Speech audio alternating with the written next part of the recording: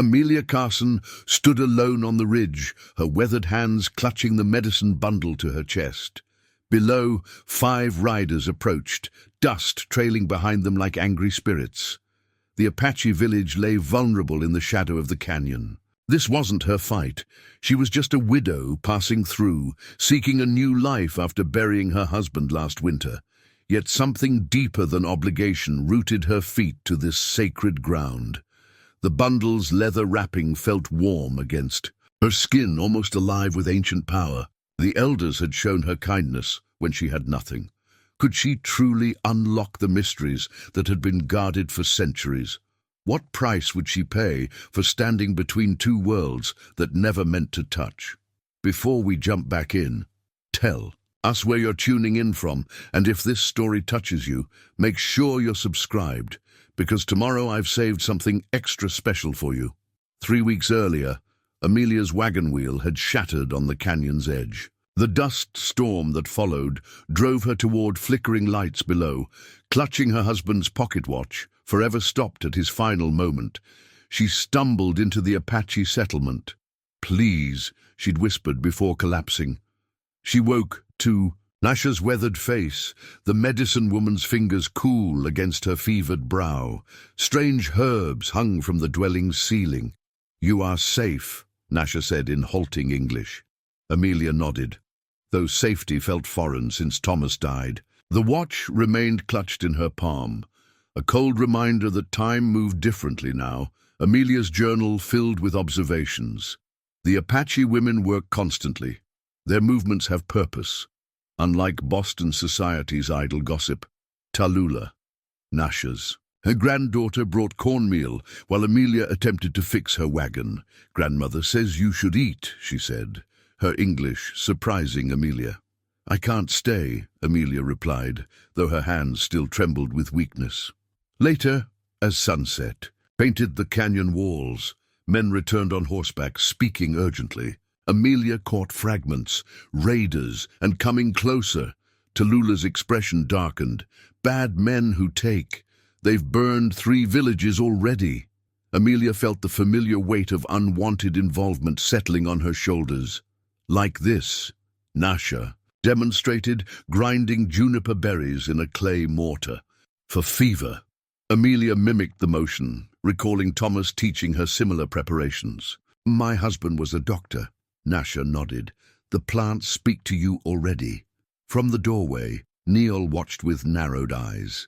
The chief's son had made his distrust clear. Later, when a child's fever wouldn't break, Amelia suggested willow bark. Nasha permitted it. By morning, the boy improved. That night, Amelia dreamed of masked figures dancing on moonlit mesas. Their chants called to her, a language she somehow understood despite never hearing it before. She woke with tears on her face, unexplainably moved. The scout returned clutching an eagle feather, his words causing immediate alarm. Amelia watched from the edge of the gathering. "Raiders took the sacred spring settlement," Tallulah translated. "They specifically sought medicine objects." The village erupted in debate. Some wanted to flee, others to fight. "What do they want with sacred items?" Amelia asked. "White collectors pay much for our spiritual tools," Nasha explained. "They desecrate what they do not understand." When Amelia offered to help, Neol scoffed. "This is not your battle." Nasha silenced him with a raised hand. Perhaps the wind brought her here for this purpose. Amelia thought of her waiting wagon, repaired yet unmoved. Something kept her here. Nasha swept white sage smoke over Amelia with weathered hands to cleanse the spirit before learning. "My husband believed only in science," Amelia said, remembering Thomas's dismissal of folk remedies. "Yet he still died," Nasha observed without cruelty. Amelia closed her eyes against the memory, Thomas coughing blood, her desperate prayers unanswered. "The mountain remembers all who lived upon it," Nasha continued. "They whisper wisdom if we listen." During that evening's ceremony, when the sick were brought forth, Amelia felt something stir within her, an awareness of ailments before they were spoken. She caught Niall watching her, his expression less hostile, more curious. Nasha unwrapped the medicine bundle with reverence. Inside lay an obsidian mirror, its surface capturing firelight in impossible depths. "This shows what may come," she explained. "Our people's heart since before the Spanish." Amelia's fingers hovered above it, drawn inexplicably. "The raiders seek this most of all," Nasha continued. "They believe it grants visions of treasure." "That's why you showed me," Amelia realized. "You're preparing me to help protect it." Nasha nodded. "Look." When Amelia gazed into the mirror, she saw herself surrounded by masked dancers on a moonlit ridge. Behind her, shadows approached with weapons drawn. "The mountain spirits have chosen you," Nasha whispered. "They rarely speak to outsiders." The cavalry officer stumbled into the clearing, uniform torn and blooded. Weapons instantly appeared among the Apache men. "Please," Amelia stepped forward. "He's injured." Lieutenant James Blackwood's eyes widened at seeing a white woman. "Ma'am, are you a captive?" "A guest," she corrected, examining his wound. "What happened?" "Ambushed. My unit." He winced. "Raiders controlling the North Pass. They're heading this way." Neol's cavalry badge glinted as he addressed the council. "Kill him or send him away." "He has information we need," Amelia argued. Blackwood watched her apply Apache medicine to his arm. "You should leave with me when I go." Amelia's hands stilled. The thought of returning to white society suddenly felt like retreat. "You must seek the mountain's guidance," Nasha declared, after watching Amelia tend to Blackwood's wounds with unexpected skill. Night had fallen, and the council's debate about the lieutenant's fate had been postponed until morning. Amelia shook her head. "I don't understand." "The spirits call to you. I have seen how you respond to their whispers, even without knowing." Nasha retrieved a small pouch from her dwelling. From it, she withdrew an eagle-bone whistle, yellowed with age. "This belonged to my grandmother's grandmother. It calls those who listen." Neol, who had been silently observing from the shadows, stepped forward. "She is not Apache. The vision quest is not for outsiders." "The spirits do not recognize our boundaries," Nasha replied calmly. "They speak to whom they choose." Despite her exhaustion, Amelia found herself following Nasha up. A narrow trail by moonlight, the medicine woman moved with surprising agility for her age, navigating the rocky path as if by memory alone. They climbed in silence until reaching a small cave entrance, partially hidden by scrub brush. "Here," Nasha said. "You will wait for—" Their voices. Amelia peered into the darkness. "Alone? The journey must be walked alone, but you are never truly without company on the mountain." Nasha handed her the bone whistle. "When the dawn touches the far mesa, blow this once, not before." After Nasha departed, Amelia settled at the cave entrance, wrapping her shawl tightly against the desert night's chill. She had no intention of taking this ritual seriously. These were not her beliefs, not her traditions. Yet Thomas's scientific certainties had failed to save him in the end. What harm could there be in observing another way of understanding the world? The night deepened. Amelia dozed fitfully until a sound startled her awake, a rhythmic thumping like distant drums. She peered out but saw only starlight and shadow. The sound continued, growing neither louder nor softer, but somehow more insistent. "Just the wind," she murmured, though the air was still. Hours passed. Thirst parched her throat. Strange patterns formed in the darkness, shapes that seemed to dance at the edge of her vision. When she turned to look directly, they vanished. "Thomas?" "Ah," she whispered, seeing a familiar silhouette among the shifting shadows. "Is that you?" The figure approached, and she recognized her husband, as he had been before illness ravaged him. He smiled, but remained silent. "I don't know what I'm doing here," she confessed to the apparition. "These people, their ways, they're nothing like what we believed." Thomas's form gestured toward the bone whistle in her hand. Though he spoke no words, she understood his meaning. "Some truths lie beyond what we can measure." "But you never believed in such things," she argued. His smile turned sad, and he pointed to his heart, then to the wide expanse of stars above. What we know is not all there is to know. The vision, for she now accepted it was nothing more, faded as grey light touched the horizon. Other shapes emerged from the darkness, tall, masked figures that moved with inhuman grace along the ridgeline. Their chanting reached her not through ears, but directly into her mind, wordless yet comprehensible. They spoke of balance, of healing, of standing between worlds as few could. One approached, towering above her. Though its wooden mask revealed no expression, she felt its assessment. It extended a hand toward her face but didn't touch her. Heat radiated from it like a fever. "What do you want from me?" Amelia asked. The figure turned toward the village below, then back to her. Images flashed through her mind. Raiders approaching, fire, the medicine bundle in dangerous hands. Then another vision, herself, standing on the ridge, as in the first image Nasha had shown her, but now with purpose and understanding.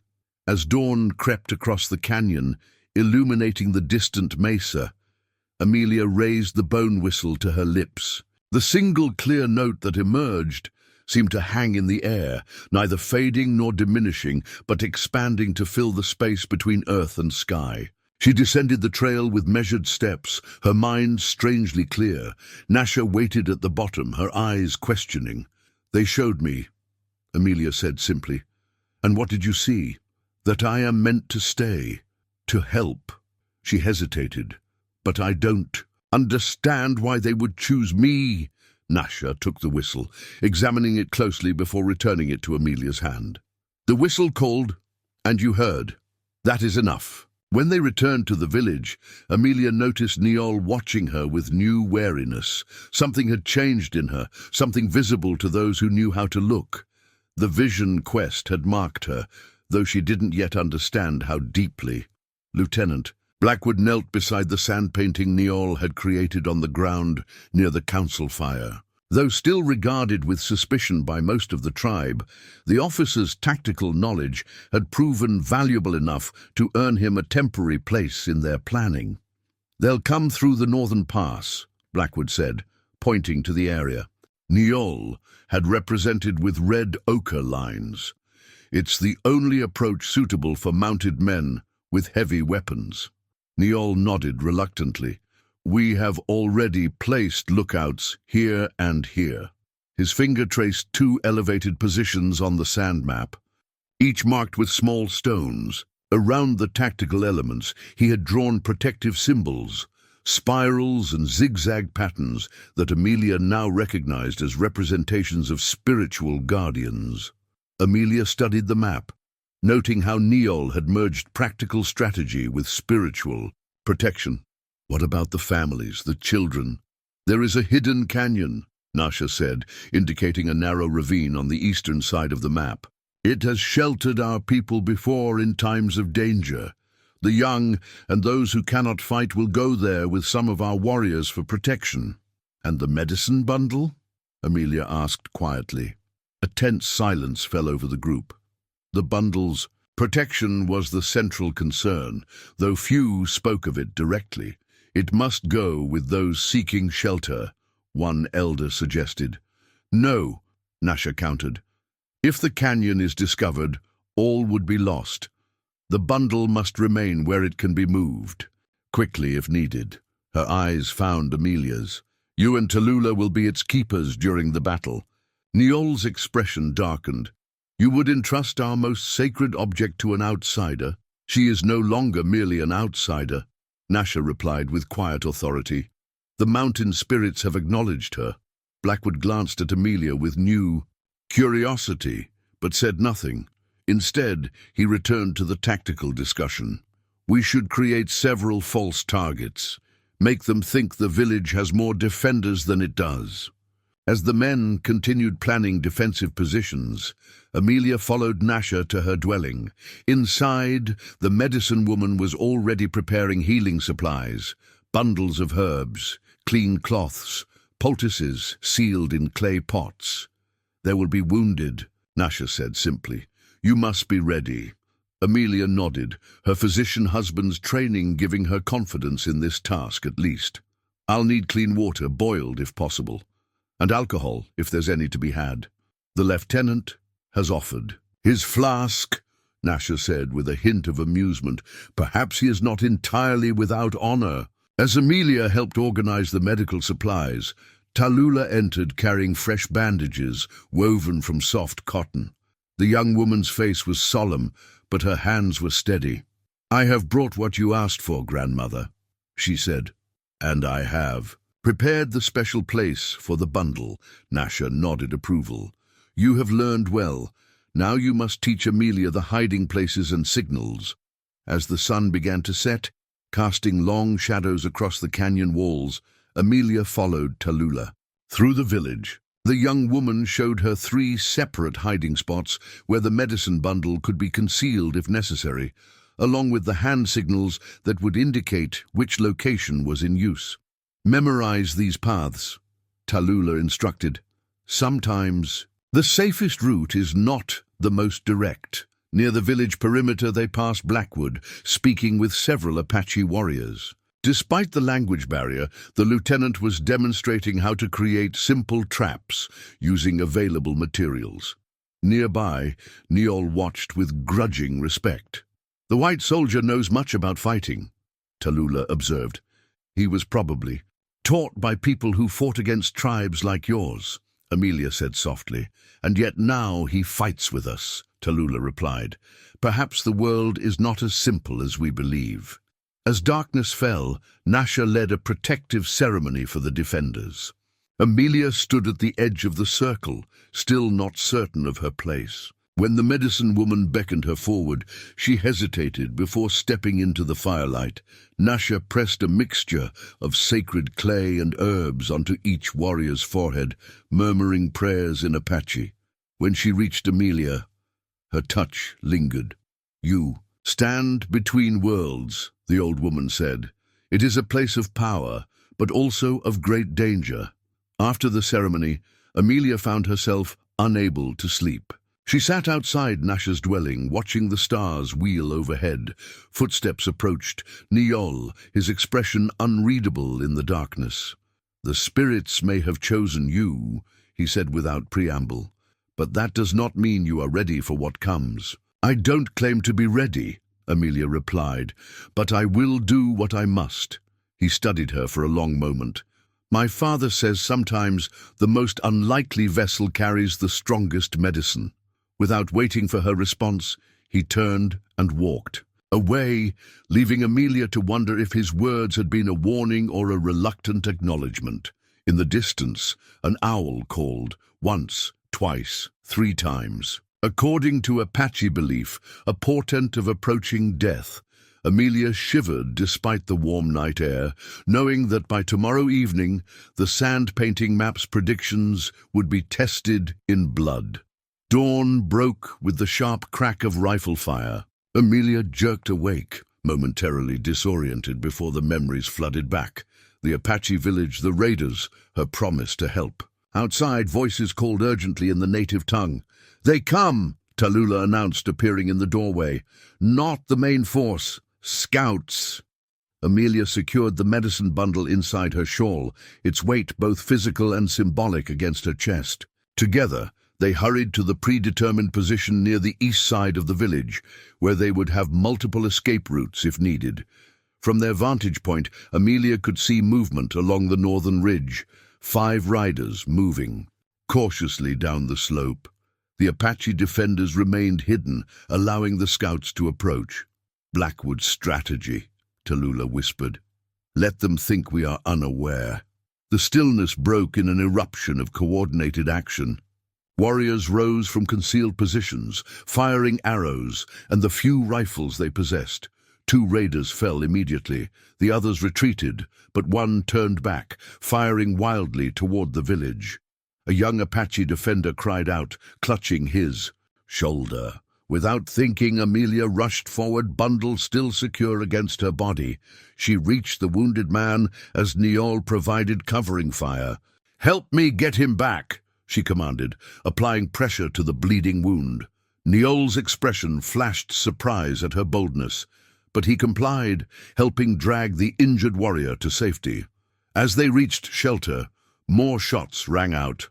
Blackwood, using his cavalry pistol with precision despite his injured arm. "One got away," the lieutenant reported, rejoining them. "They'll bring the main force now." In the makeshift medical area, Amelia worked quickly to extract the bullet and clean the wound.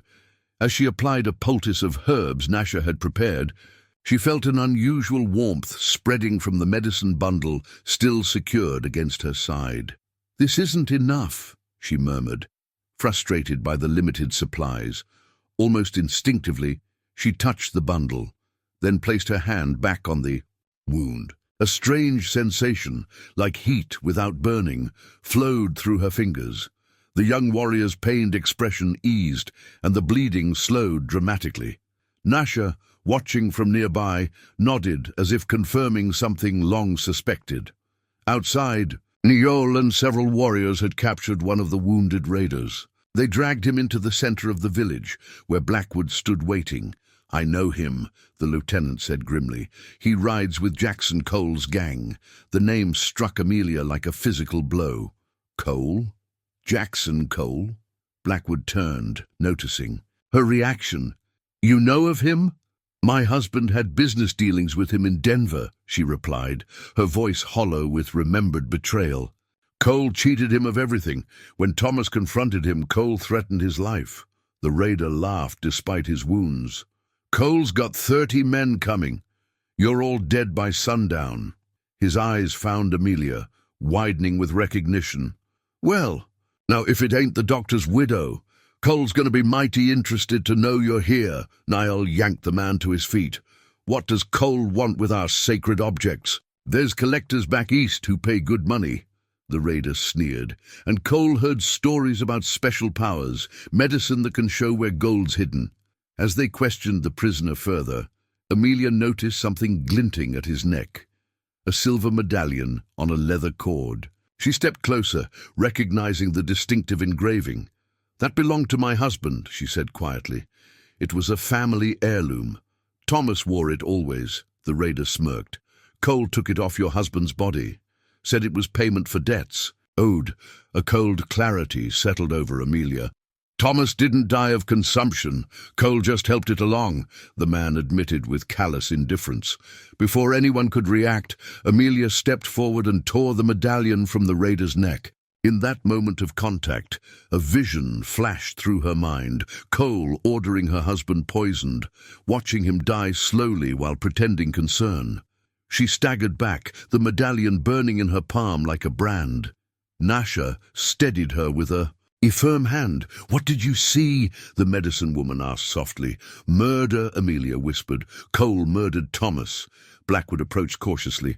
"Mrs. Carson, are you all right?" "No," she answered truthfully, "but I will be." She slipped the medallion into her pocket, its weight a reminder of unfinished business. Niol returned from securing the prisoner. "The raiders will regroup before attacking again. We have perhaps 2 hours." As they moved to reinforce the defenses, Amelia noticed Blackwood wincing. His earlier wound reopened during the skirmish. "You need that tended," she insisted, guiding him to a seat. As she cleaned and redressed his wound, the lieutenant studied her with newfound respect. "You fought alongside Apache warriors today, without hesitation. Not many white women would do the same. Not many white women have seen what I've seen," she replied, her fingers brushing against the medicine bundle. The contact sent a ripple of warmth through her, as if the sacred objects within approved of her actions. For the first time, she didn't question the sensation or try to explain it away. Some truths existed beyond explanation. In the distance, dust clouds signaled movement, raiders regrouping, preparing for their main assault. But as Amelia watched Niol directing the defenses with Blackwood at his side, she felt an unexpected sense of rightness. These unlikely allies, united against a common threat, represented a possibility she had never considered before, that the boundaries between worlds might sometimes need to be crossed. Midday heat shimmered across the canyon as Amelia helped Nasha prepare more medicinal poultices. The morning skirmish had left them with dwindling supplies and the certainty that worse was coming. Outside, the remaining defenders strengthened barricades and positioned themselves according to Blackwood and Niall's revised strategy. They knew exactly where to find us, Nasha said quietly, grinding herbs with practiced movements. And they come directly to this place, not the other settlements nearby. Amelia paused in her work. You think someone told them? The raider spoke of stories about our medicine. Few outsiders know such things. The old woman's eyes were troubled. Someone with knowledge has been speaking to those who should not hear. Commotion outside interrupted them. One of the scouts had returned, clutching a torn piece of paper in his hand. The tribe gathered as he reported to the chief in rapid Apache. Tallulah translated in whispers for Amelia. He found this near the raiders' camp, she explained, a map with our village marked and others that have already been raided. Blackwood examined the torn map, his expression grim. These markings, they're locations of sacred sites, places an outsider wouldn't know without help. Suspicious glances turned toward the lieutenant. Niall stepped forward, hand moving to his knife. You bring this warning conveniently, he accused. Perhaps you lead them to us. If I meant to betray you, I wouldn't have fought against them this morning, Blackwood retorted. Amelia moved between them. Lieutenant Blackwood was with us during the attack. He couldn't have signaled them. Then who? Demanded one of the elders. Uncomfortable silence fell over the gathering. Neighbors regarded each other with new wariness. Years of outside betrayals had taught the Apache to expect treachery, but the possibility of it coming from within cut deeper. The map has English writing, Tallulah observed, but also Apache symbols no white man would know to use. Amelia studied the markings more carefully. Something about the handwriting on the English notations seemed distantly familiar, though she couldn't place why. As the council debated, Amelia slipped away to check on the wounded. Inside one of the dwellings, she found Nasha's cousin, Kemi, an elder who had been injured in a hunting accident days before the raiders arrived. He was supposed to be resting, but instead sat hunched over, frantically gathering his few possessions. Kemi, you shouldn't be up, Amelia chided gently. The old man startled violently. Just preparing, he muttered, in case we must flee quickly. Something in his manner raised Amelia's suspicions, a furtiveness she hadn't observed in him before. On impulse, she asked, Have you seen the map the scout found? His eyes darted to hers, then away. What map? The one showing our village and other sacred sites, the one that proves someone has been helping the raiders. Kem's hands trembled. Around his neck, partially hidden by his shirt, Amelia glimpsed a leather cord suspiciously similar to those worn by the raiders. Before she could react, he lunged forward with unexpected strength, shoving her aside and limping toward the door. Niall! Amelia called out. Stop him! Outside, Keme found himself surrounded. The cord at his neck had come loose in the struggle, revealing an amulet marked with both Apache symbols and the sign of Jackson Cole's gang, a crossed arrow and rifle. Why? The chief demanded, anguish clear in his voice. Kem had been his father's friend, trusted for decades. They took my granddaughter in the last raid, Kem confessed, his voice breaking. Cole promised to return her if I helped them find what they seek. I had no choice. You could have told us, Niall said. We would have helped rescue her and risk her life. Cole's men would kill her at the first sign of resistance. Keme's shoulders sagged. I told them only what they already suspected, that our medicine bundle was the most powerful, worth more than all the others they've taken. Blackwood stepped forward. This gives us an advantage. Cole doesn't know we've discovered the betrayal. Niall nodded slowly, the tactician in him recognizing the opportunity despite his anger. We can feed him false information, make him think we've moved the bundle to the eastern caves. Amelia watched the traitor's face carefully. Is your granddaughter still alive, Keme? Tell us truly. Pain flickered across the old man's features. I I don't know. They showed me proof of life a week ago. Nothing since. If she lives, we'll find her, Amelia promised, surprising herself with her certainty. As Keme was led away to be confined, Nasha approached Amelia. You saw beneath his deception. How? Amelia touched the medicine bundle she still carried. I felt something wrong when I spoke to him, like a shadow passing between us. She shook her head, still uncomfortable with these inexplicable sensations. The medicine woman nodded. The bundle helps you see truth. It chooses its protectors carefully.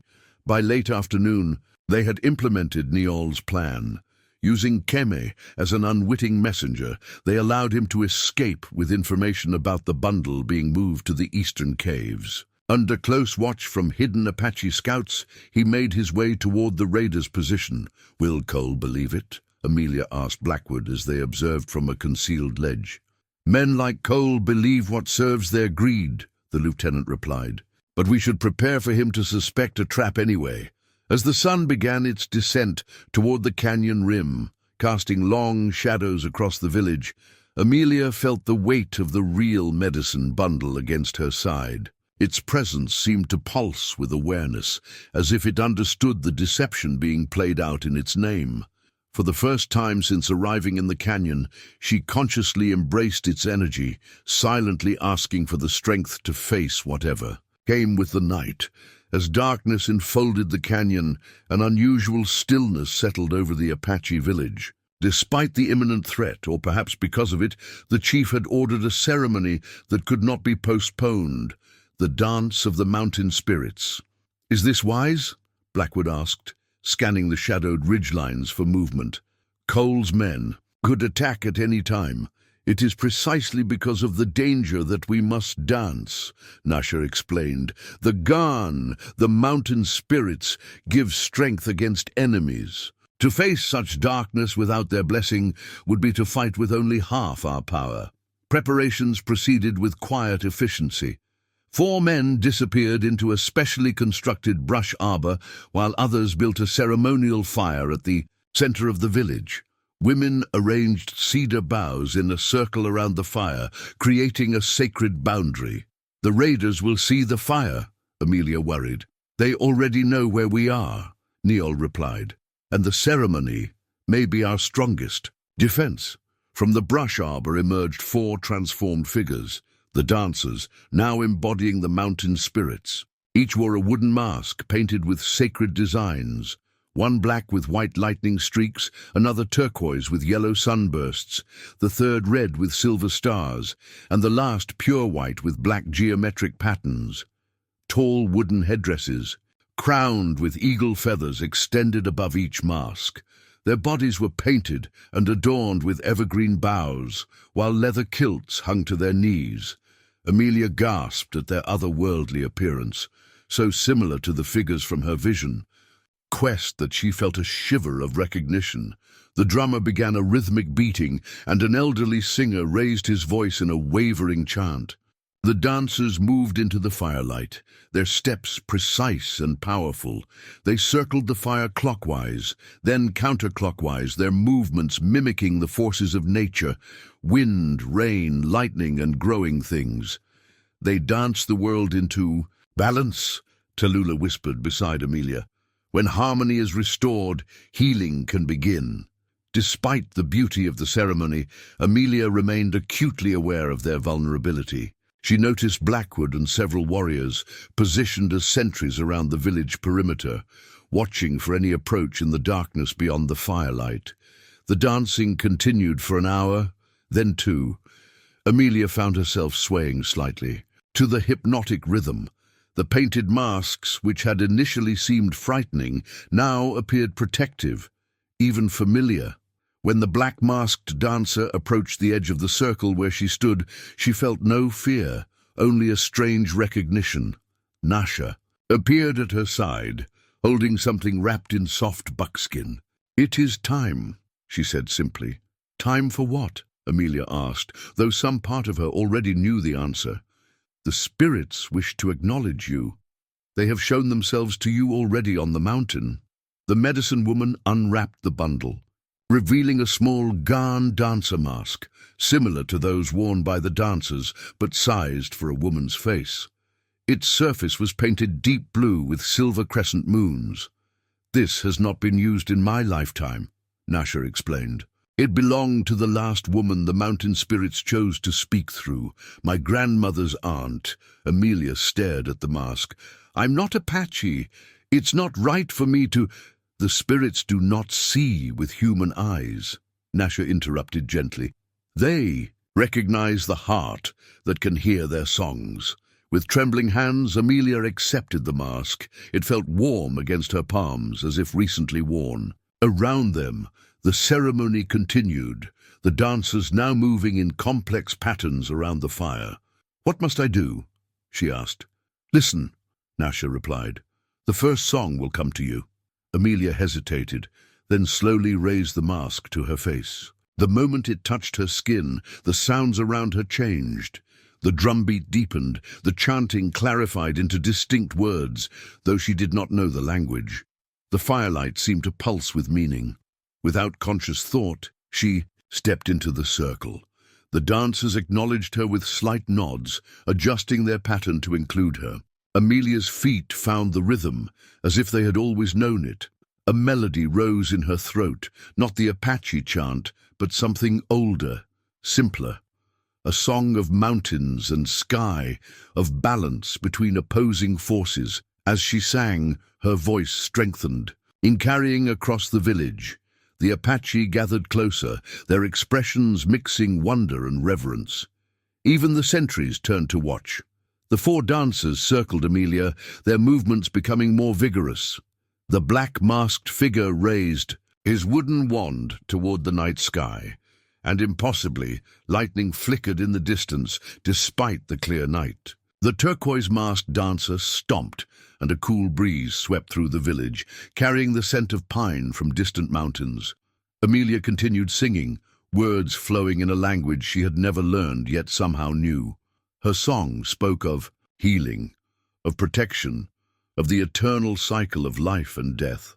As the final notes faded, she felt something settle into place within her, a connection that had always existed but had remained dormant until now.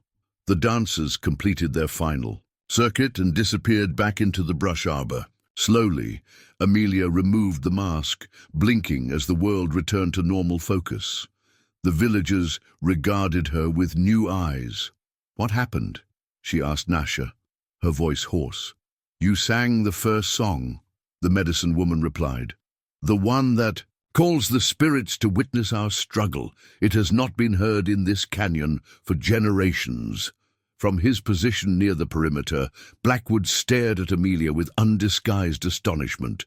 Nearby, Niol's expression had softened from suspicion to something like respect. In the distance, beyond the firelight's reach, other eyes had been watching. On a ridge overlooking the village, Jackson Cole lowered his spyglass, his face tight with calculated interest. "Well now," he murmured to his lieutenant, "the widow Carson has found herself some interesting new friends." Before dawn, Amelia woke to urgent voices. Outside Nasha's dwelling, a group had gathered around a returning scout. The young Apache warrior spoke rapidly, gesturing toward the eastern cliffs, where they had sent Kim with false information about the medicine bundle's location. "What's happening?" Amelia asked Tallulah, who stood nearby. "Kemi is dead," the young woman replied grimly. "Found with his throat cut near the eastern caves." Blackwood joined them, his military bearing stiffened by concern. "So much for our plan to mislead Cole." Niol's expression was thunderous. "Kem was a traitor, but he was still Apache. Cole will pay for this dishonor." "Kemi outlived his usefulness," Blackwood explained. "Cole wouldn't leave a witness who could identify him later." The scout continued his report, holding up a small object that caught the early morning light. Amelia stepped closer to see a carved amulet, similar to the one Kemi had worn, but with additional markings. "This was placed on his body," Niol translated. "A message." The amulet passed from hand to hand until it reached Amelia.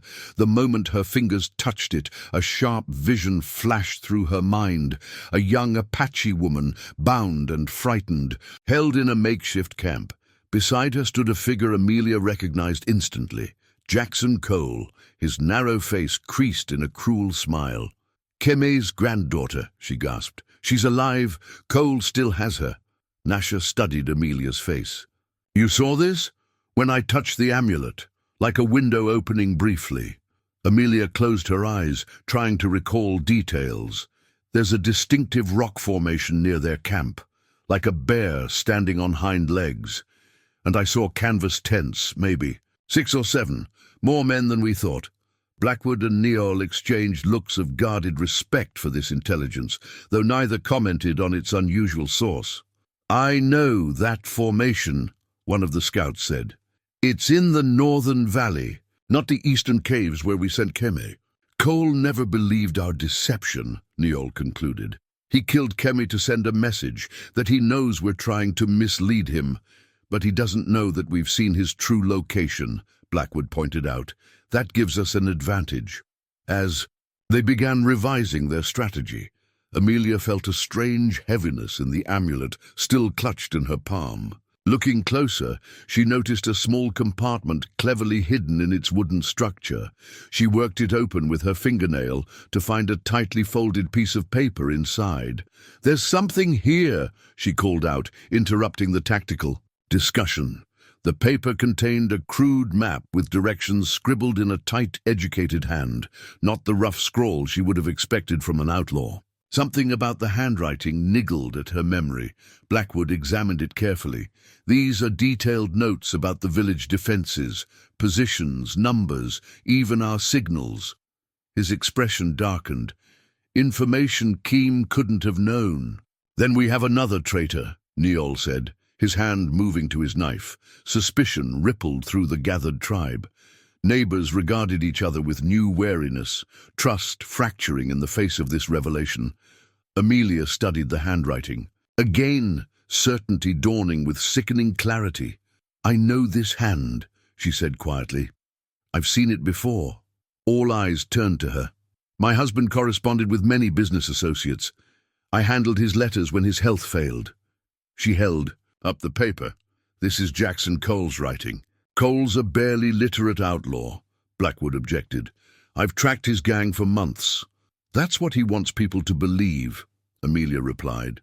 "But the Cole who ruined my husband was educated, calculating.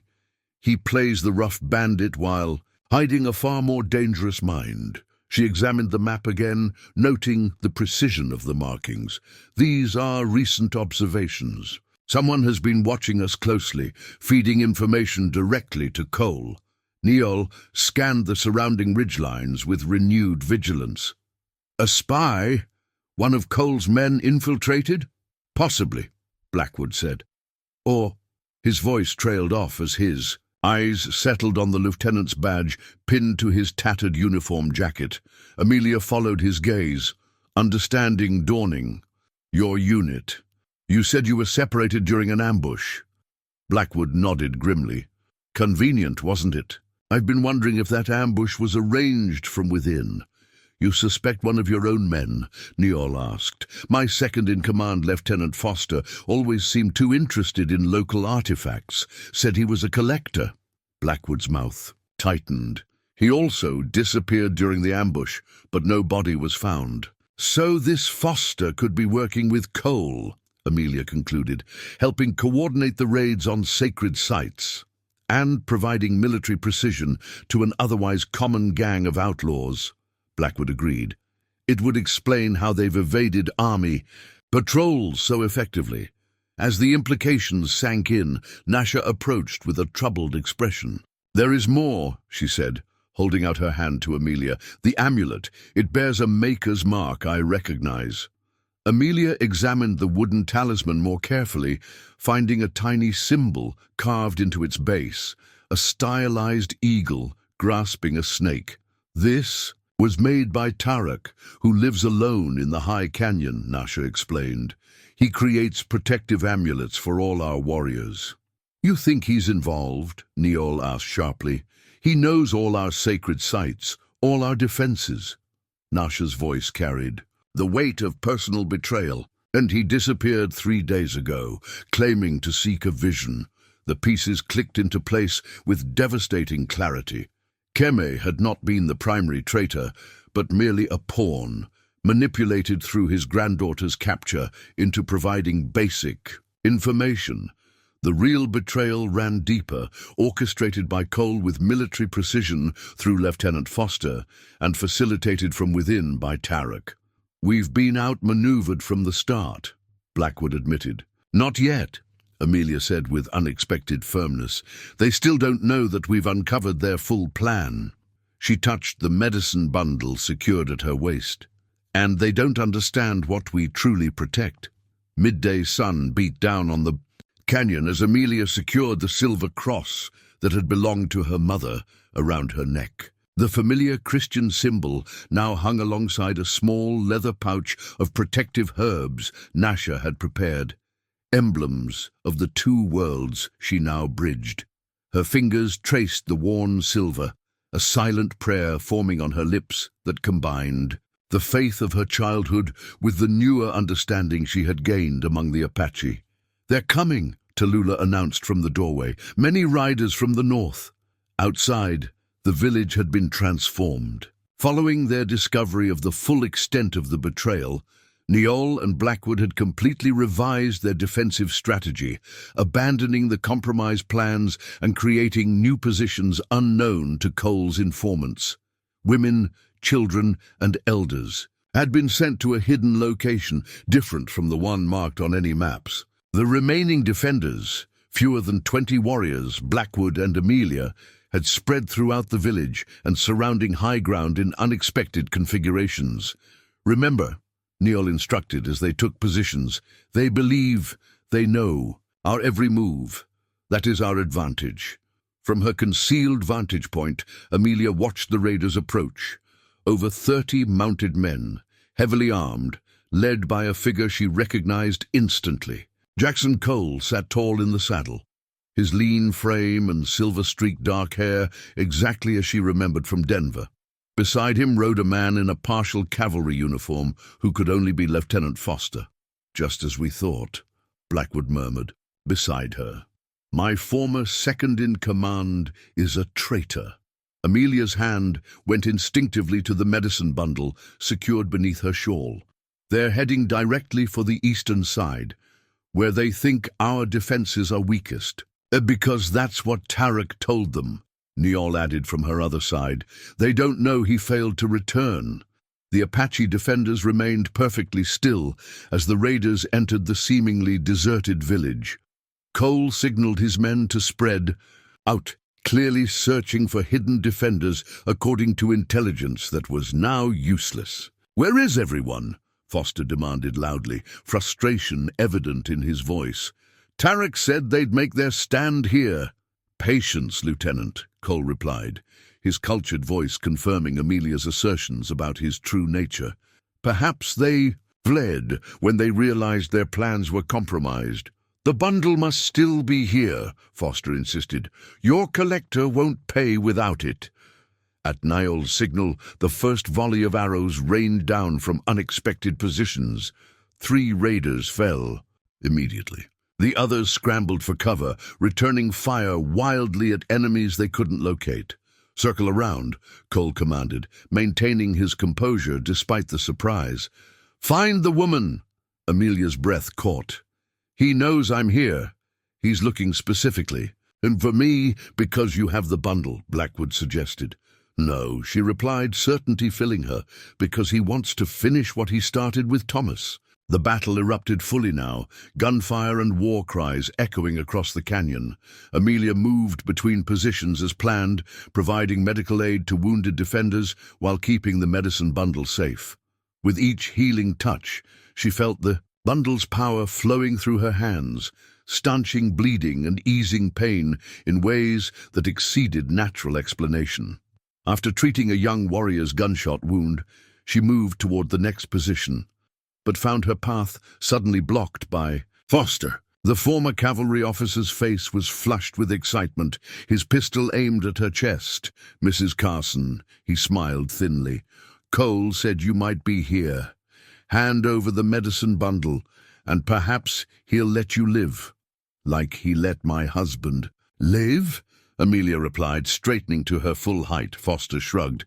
"Business is business now. The bundle—" A shot rang out, and Foster staggered, clutching his shoulder.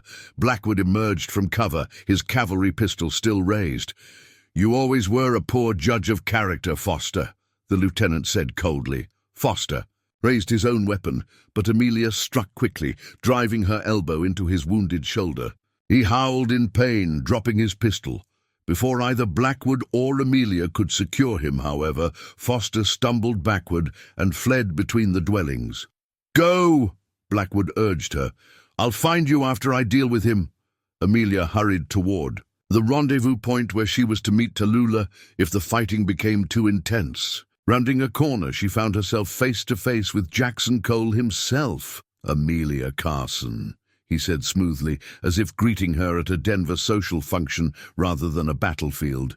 How fascinating to find Thomas's grieving widow playing savage with the Apache. "You murdered my husband," she stated flatly, her hand moving to the silver cross at her neck. "I merely accelerated the inevitable," Cole replied. "He was dying anyway. The poison just ensured he wouldn't recover enough to expose our business arrangement." His eyes narrowed. "Now, I believe you have something far more valuable than your husband's failing investments. The medicine bundle isn't for you or your collectors," Amelia said. Cole laughed, a sound devoid of humor. "You think I care about primitive superstitions? The bundle is just business like everything else." "Then you understand nothing about its true power," Amelia replied, feeling a strange calmness descend over her despite the danger. Around them the battle continued, but it seemed somehow distant, as if she and Cole stood in a pocket of stillness. She felt the medicine bundle grow warm against her side. The silver cross at her throat seemed to pulse in rhythm with her heartbeat. Cole stepped forward, hand extended. "Don't be foolish, Amelia. Give me the bundle, and perhaps we can discuss compensation that would make you a very wealthy widow." Instead of retreating, Amelia stood her ground. Something was building within her, a power she had glimpsed during the mountain spirit ceremony, but hadn't fully embraced until this moment. Without conscious thought, she began to sing the second mountain spirit song, the one she had learned during the night ceremony. Its melody rose clear and strong above the sounds of combat, carrying with it a promise of protection that transcended mere words. Cole's confident expression faltered. "What are you doing?" he demanded, drawing his pistol. The song continued to flow from Amelia's lips as the world around them seemed to shimmer with unexpected energy. Behind Cole, dust swirled unnaturally, coalescing into forms that were neither fully seen nor entirely unseen. Tall, masked figures that Amelia recognized from her vision quest. Cole's pistol wavered as he glanced over his shoulder, sensing something. Behind him, though his eyes registered nothing concrete, Amelia's song continued, her voice gaining strength with each note. The medicine bundle at her waist pulsed with warmth that spread throughout her body. "Enough of this nonsense," Cole snarled, his cultured facade cracking. He steadied his aim. "The bundle! Now!" A sudden explosion of gunfire from elsewhere in the village provided momentary distraction. Cole turned slightly, and Amelia seized her chance. She darted between dwellings, clutching the bundle close. "After her!" Cole shouted to nearby raiders. $100 to the man who brings me that bundle." Amelia ran toward the canyon wall, where a narrow trail led upward, one of the escape routes Tallulah had shown her. Behind her, boots pounded on hard, packed earth as several men gave chase. The path grew steeper, forcing her to scramble on all fours at certain points. The medicine bundle, secure in its pouch, bumped against her side with each movement. Reaching a small ledge, she paused to catch her breath. Below, the village was engulfed in chaos. Raiders and defenders locked in desperate combat. Gun smoke hanging in the air like morning mist. She could see Blackwood and Niall fighting back-to-back near the council fire, surrounded by Cole's men. A bullet struck the rock near her head, sending stone fragments flying. Amelia pressed herself against the cliff face, seeing Cole himself climbing the path after her, his face contorted with effort and rage. "Nowhere left to run, Mrs. Carson," he called up to her. The narrow trail continued upward to her right, but another bullet striking near her feet confirmed that ascent would leave her exposed. To her left, the ledge ended in a sheer drop. She was trapped. Cole climbed steadily closer, pistol in hand. "The Apache believe that bundle holds great medicine," he said between labored breaths. "My buyer believes it contains secrets worth a fortune. What do you believe, Amelia?" Her hand closed around the bundle, feeling its contents shift beneath the leather wrapping. Herbs, stones, feathers, and something else. The ancient stone knife Nasha had shown her once, speaking of it, in hushed tones. "Used only in moments of greatest need," the old woman had said. This surely was such a moment. With trembling fingers, Amelia unwrapped the bundle. The stone knife lay atop the other sacred objects, its obsidian blade gleaming with impossible sharpness despite its great age. As her fingers touched it, knowledge flooded her mind, not as words, but as direct understanding. The knife was not a weapon, but a tool for cutting between worlds, for opening doors where none should exist. "Even now you cling to savage superstitions," Cole mocked, drawing closer. He was merely 20 feet below her now, his pistol aimed steadily, despite the climb. "Your husband would be disappointed. He was a man of science, of reason. Thomas would understand better than you think," Amelia replied, her voice calm despite her racing heart. "He learned at the end that science doesn't explain everything." Cole laughed harshly. "Your husband died begging for his life, offering me everything he owned if I would just give him the antidote. There was none, of course." The cruel words should have wounded her, but instead they strengthened Amelia's resolve. With sudden clarity, she understood what must be done. The knife in one hand, she raised her other palm toward the sky and began the third mountain spirit song, the final one she had learned during the ceremony. This melody was different from the others, ancient beyond reckoning, its cadence irregular like breath or heartbeat. As she sang, she drew the knife across her palm, allowing 3 drops of blood to fall upon the scattered contents of the medicine bundle. The effect was immediate and extraordinary. The air around her shimmered as if in desert heat, though the day had grown suddenly unnaturally cool. The canyon itself seemed to hold its breath. Cole's expression shifted from mockery to unease. "What trick is this?" he demanded, raising his pistol higher. Before he could fire, the world around them transformed. The scattered medicine items rose from the ledge, suspended in air, orbiting Amelia like tiny planets around a sun. The stone knife in her hand hummed with power, its edge glowing with inner light. "This is no trick," Amelia said, her voice resonating strangely, as if multiple voices spoke through her. "This is the power you sought to steal, but could never possess." She raised the knife, not as a threat but as a focus, directing the energy now coursing through her.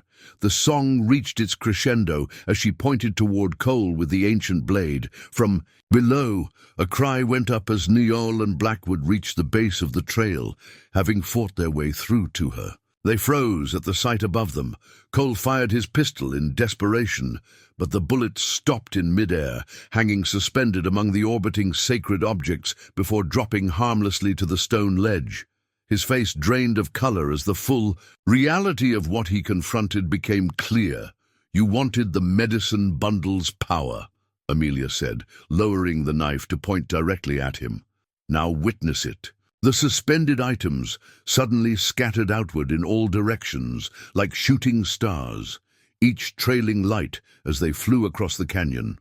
Where they passed, raiders fell as if struck, while Apache defenders remained untouched. The stone knife, in Amelia's hand, pulsed once, twice, then shattered into dust that swirled around her in a protective cloud. Cole staggered backward on the narrow trail, his composure finally broken. "What are you?" he gasped. "I am what the mountain spirits chose," Amelia answered simply. "The keeper of what you sought to destroy."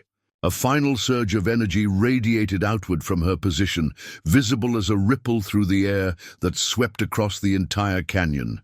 When it passed, an unnatural silence fell over the battlefield below. Every raider, still standing, had frozen, in place, as if suddenly uncertain where they were or why they had come. Amelia swayed, the enormous energy having exacted its price. As darkness crowded the edges of her vision, she saw Neol racing up the path toward her, Blackwood close behind. The last thing she heard before consciousness fled was Cole's voice, now small with fear. "I'll give you anything, please." Amelia woke to the scent of sage and cedar. Her body felt impossibly heavy, as if she had been ill for weeks, rather than unconscious for how long? She blinked, trying to orient herself. She lay inside Nasha's dwelling, soft furs beneath her, and filtered, sunlight indicating it was midday. "You returned to us," Nasha observed, appearing at her side with a clay cup of steaming liquid. "Drink. It will restore your strength." Amelia's hand trembled as she accepted the cup. "How long?" she asked, her voice a dry whisper. 2 days since the battle," the medicine woman replied. "Since you wielded the bundle's power." Memories flooded. Back, the chase up the canyon wall, Cole's pursuit, the ancient stone knife disintegrating in her hand as energy coursed through her. "The village? The raiders?" "Defeated," Nasha said simply. "Those who survived fled. Many seemed confused, as if waking from a dream. They left their weapons behind. And Cole, a slight smile touched Nasha's weathered face. He lives, though perhaps he wishes otherwise. The tribal council will decide his fate today." Outside, Amelia could hear voices, many more than the village's usual population. With Nasha's help, she rose unsteadily and moved to the doorway. The village was transformed, filled with people from neighboring Apache bands who had arrived after hearing of the battle's outcome. In the center, near the council fire, a carved wooden talking stick passed from hand to hand as tribal elders debated. Neol noticed her appearance and approached, his expression solemn but no longer hostile. "The keeper of the sacred healing awakens," he said, using a title she had never heard before. "I'm just Amelia," she replied, leaning against the doorframe for support. "Not anymore." He gestured toward the council. They discuss what happened, how a white woman came to wield Apache medicine power so strongly that even the oldest among us have never witnessed its equal. Blackwood appeared, his uniform replaced with a simple cotton shirt. "Feeling better?" he asked with genuine concern. Amelia nodded. "What about Kim's granddaughter and the traitor Tarek?" "The girl was found alive at the raiders' camp," Blackwood reported, "frightened but unharmed. Tarek was captured trying to escape during the battle." With careful steps, Amelia made her way toward the council circle. Conversation ceased as she approached, all eyes turning to observe her. The chief held up the talking stick, offering it to her, an unprecedented honor for an outsider. "We would hear your words," he said formally. Amelia accepted the stick, feeling its smooth surface worn by generations of hands before hers. "I did only what was necessary," she began. "The power came through me, not from me." An elder spoke up. "Yet the mountain spirits chose you, a white woman, to channel their strength. This has meaning we must understand." "Perhaps," Nasha suggested, "the spirits seek to remind us that divisions between peoples are human creations, not spiritual ones." Discussion flowed around Amelia, voices rising and falling as the Apache sought to interpret what had occurred. Eventually the chief raised his hand for silence. Whatever its meaning, what happened cannot be undone. "The question before us is what comes next." He turned to Amelia. "The medicine bundle's stone knife is gone, returned to the elements from which it came. Its purpose is fulfilled, but the bundle itself must continue, and it requires a keeper." Amelia understood the unspoken question, I am not Apache by birth, she said carefully, but the spirits have shown me a path between worlds. If you will teach me, I will serve as guardian for as long as I am needed. Nasha stepped forward. I will teach her the third song in its entirety. She has heard it, but must learn to carry it properly. The chief nodded slowly. Then it is decided. But first we must address those who brought this danger upon us. Cole and Foster were brought forward, bound but uninjured. Tarek followed, his head bowed in shame. The tribal council debated their fate with passionate intensity, some calling for immediate execution, others for more measured justice. When the talking stick came to Amelia again, she spoke with quiet certainty. Cole murdered my husband and would have destroyed your sacred traditions for profit. But killing him in cold blood would diminish the victory the spirits granted us. What do you suggest? The chief asked. Let Lieutenant Blackwood return Foster and Cole to face white man's justice for their crimes, the murders, the raids on settlements. As for Tarek, his punishment should come from his own people. The council eventually agreed. Blackwood would escort the prisoners to the nearest fort, where Cole's true identity and crimes would be revealed. Tarek would remain, his fate to be determined according to Apache tradition. As twilight approached, Nasha led Amelia to a quiet place beyond the village. There, with infinite patience, she began teaching the complete third mountain spirit song, its subtle variations, its hidden meanings, the precise way each note must rise and fall. This song heals the most grievous wounds, the medicine woman explained. Not just of the body, but of the spirit. It mends what has been broken between people, between worlds. For hours they sat together, the ancient melody passing from teacher to student under the watchful stars. Occasionally, Amelia glimpsed movement at the edge of her vision, tall figures observing from the shadows, their approval a tangible presence. When they finally returned to the village, Tallulah was waiting. Lieutenant Blackwood leaves tomorrow, with the prisoners, she reported. He asks to speak with you before he goes. Amelia found him near the edge of the settlement, gazing at the stars. You're really staying, then? He asked without preamble. I am, she confirmed. There's nothing for me back in that world now. You could start over, he suggested. After what you've done here, Cole's assets will likely be seized. As his victim's widow, you could make a claim. Amelia shook her head. Money was never what I sought. No, Blackwood agreed with a slight smile. You sought something far more valuable. He hesitated. I'll be back this way, once my report is filed, perhaps to check on your progress. I'd welcome that, Amelia replied, surprised to realize she meant it. 1 month later, Amelia stood on the same ridge where she had first confronted the raiders. The canyon spread below her, painted in the rich golds and reds of late afternoon. So much had changed since that day, both in the world around her and within herself. Her hands, once soft from a genteel Boston upbringing, now bore the calluses of Apache life. Her skin had darkened under the desert sun, and her hair, freed from tight pins, hung in a single braid adorned with a single eagle feather, gift from the chief himself. Are you certain of this path? Nasha asked, joining her. On the ridge. Once done, it cannot be undone. Amelia nodded. More certain than I've been of anything since Thomas died. She touched the silver cross still hanging at her neck, perhaps even before. Today marked her formal adoption into the tribe, not as a full Apache, for she would always carry her own heritage, but as something new, a bridge between worlds, officially recognized as the keeper of the sacred healing.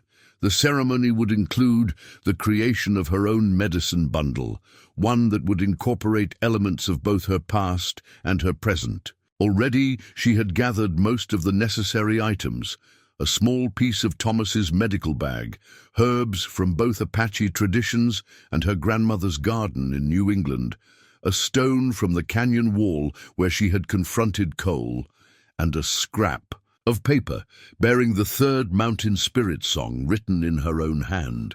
There is someone coming, Nasha observed, pointing toward the northern trail. A lone rider approached, the glint of brass buttons identifying him before his features became clear.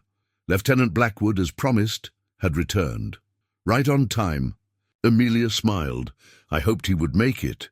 Blackwood dismounted at the village edge, receiving a cautious but not hostile welcome from the Apache sentries. Relations had improved in the weeks since the battle, with the army commander at the nearest fort having dispatched more sympathetic patrols after Blackwood's full report. Cole and Foster now awaited trial in a territorial prison, their crimes detailed in testimonies Amelia had provided. Cole's network of antiquities theft had been exposed, with efforts underway to return sacred items to their rightful tribes. As the sun began its descent toward the horizon, the village gathered for the ceremony. Amelia wore a dress Tallulah had helped her create, a blend of Apache design with modifications that acknowledged her own cultural background. Around her waist, she wore a beaded belt that incorporated subtle cross patterns among traditional Apache symbols.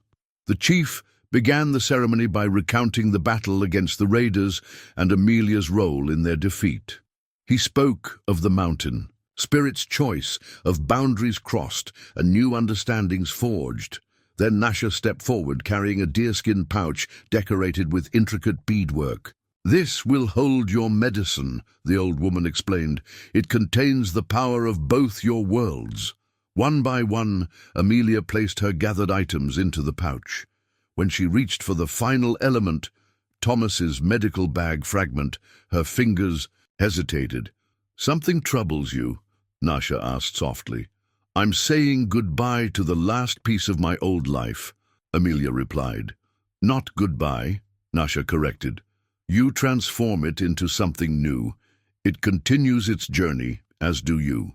With that understanding, Amelia placed the fragment into the pouch. Nasha secured it with sinew thread, murmuring prayers as she worked. When finished, she placed it around Amelia's neck, where it hung alongside the silver cross. "Two medicines," Nasha said, "for the keeper of two worlds." The chief raised his arms, and the celebration began. Drums pounded as dancers moved around the central fire. Food was shared, stories told.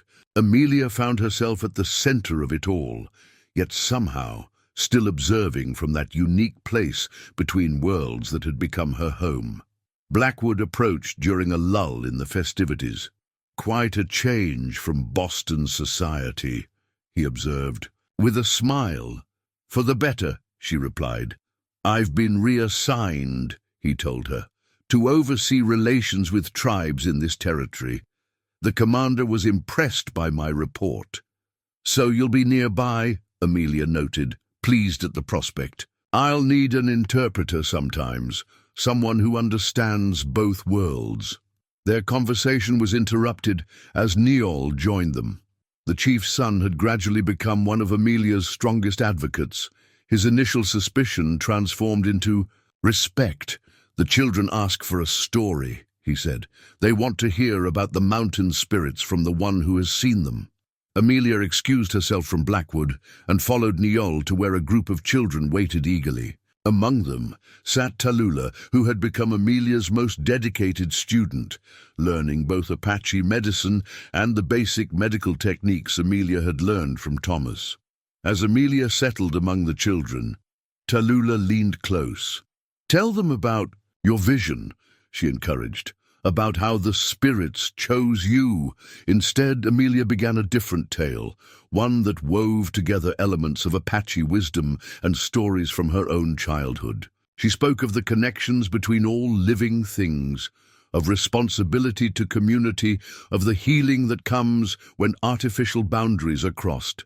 As her voice rose and fell in the gathering darkness, she felt a familiar presence at the edge of her awareness. The mountain spirits, watchful and approving. Above, stars emerged in the deepening indigo sky, timeless witnesses to the stories unfolding below. In that moment, Amelia Carson, once a Boston doctor's wife, now an Apache medicine keeper, felt the disparate threads of her life finally weave into a single coherent whole. The canyon that had once seemed so foreign now embraced her like home, its ancient rhythms beating in harmony with her own heart. She touched her new medicine bundle, feeling its power, not the dramatic force that had defeated Cole, but something subtler and more enduring, the strength to heal, to bridge, to understand. This was her legacy now. This was her song.